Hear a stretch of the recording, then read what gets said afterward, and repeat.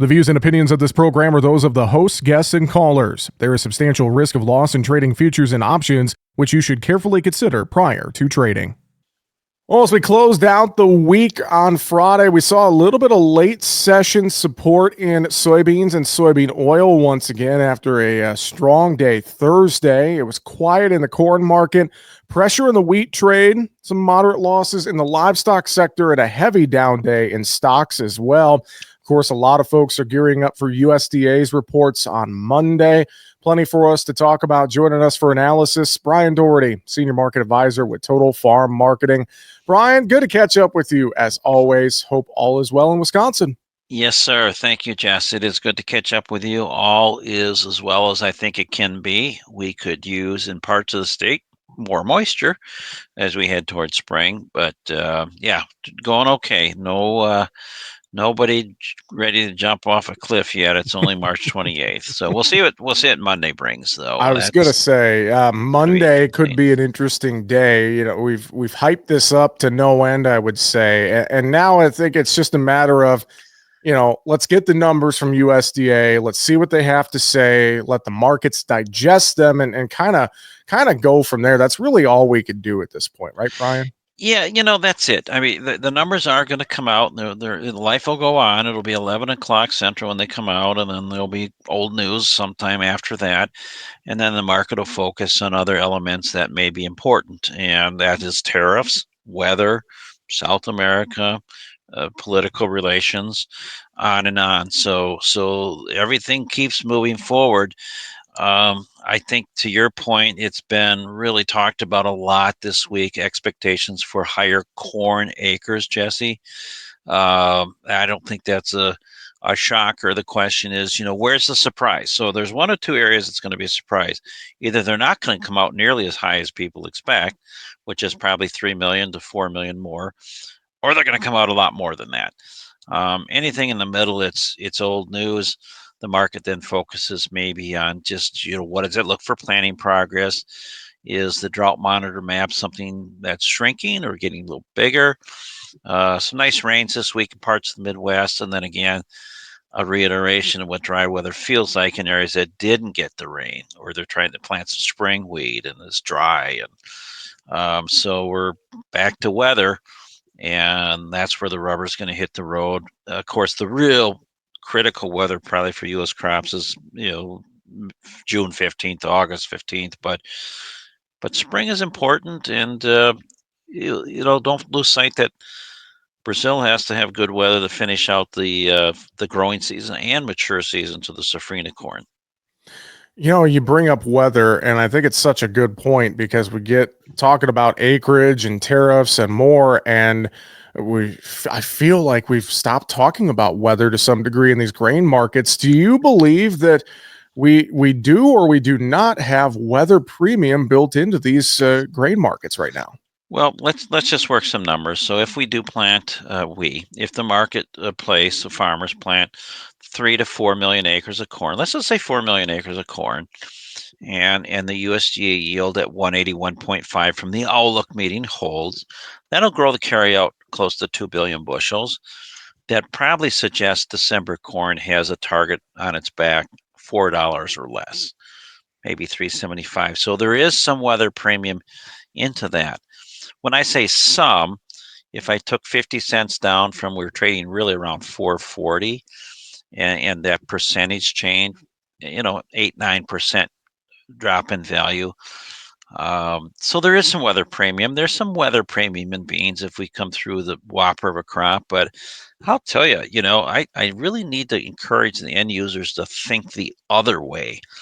That yes, there's some downside for corn, but you've just been handed a really, really good opportunity that existed in the fall to come back in and buy some cheap inventory or get some call options bought before we get to that weather that really does count and matter. So there may not feel like there's urgency to it from a pricing perspective. There's probably not a lot of downside risk for end users. So I think that's the angle that should really be focused on right now, is buying where you can buy things on sale. They're on sale again. One supportive thing I would say for soybean oil was this news from Thursday. The Trump administration telling biofuel leaders and the oil industry leaders to come together to figure out future biofuels policy. And it really seemed to spike the soybean oil market on Thursday. And it looked like some of that continued on Friday. I guess, we've been searching for something maybe friendly for this soy complex for a while, and maybe at least that's a small nugget here as we close out the month of March, Brian. I'd agree with that, and I think it's a nugget whether anything happens. But I'll tell you what you do have is you've got a little bit more optimistic or reality that you've got an administration that appears to say, "Hey, let's make it work. Let's figure it out. Let's move forward. It can be a win-win in some capacity somehow."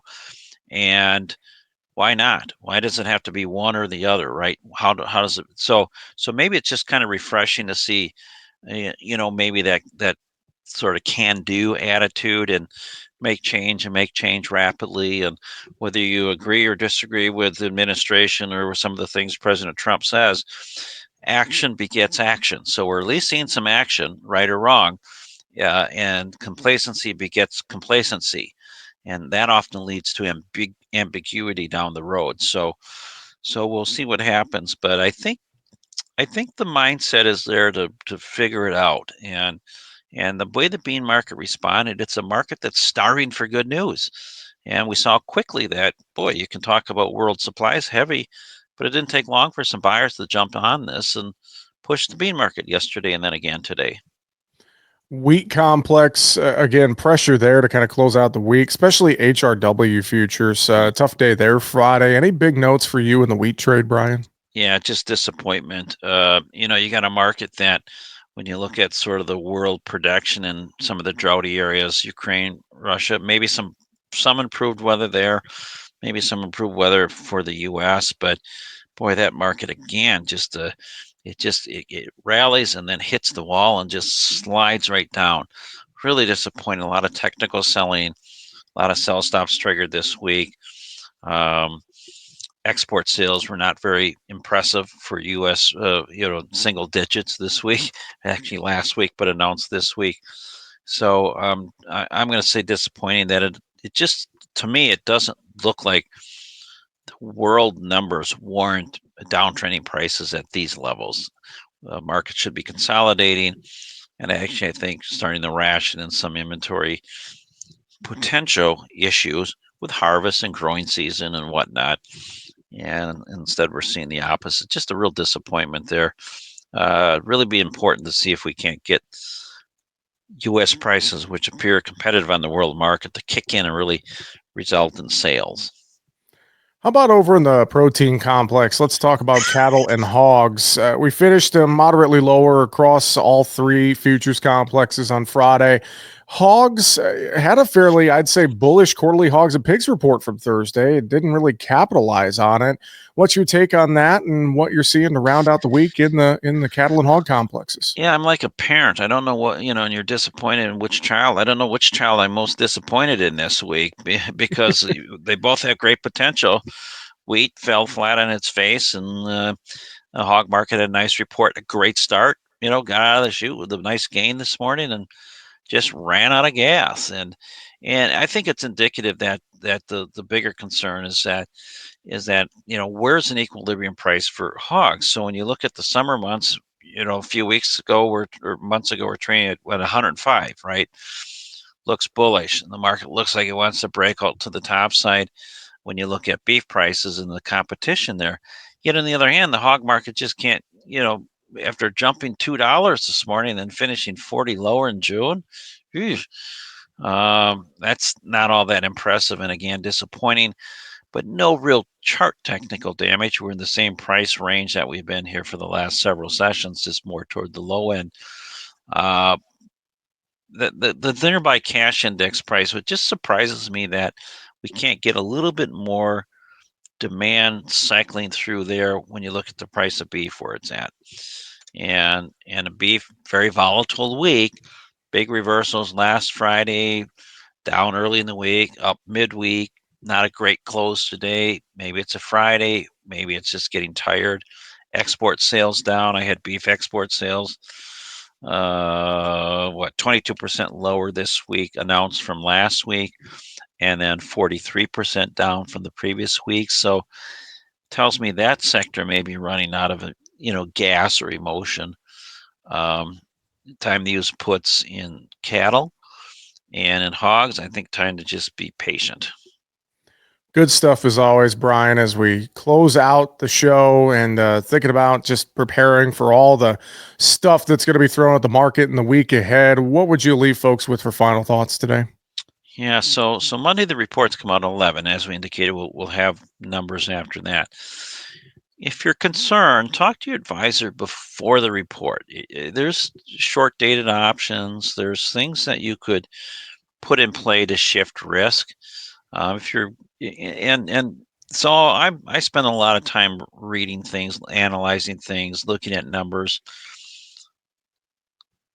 But it's still, as a farmer, if you're listening, it's still your crop, right?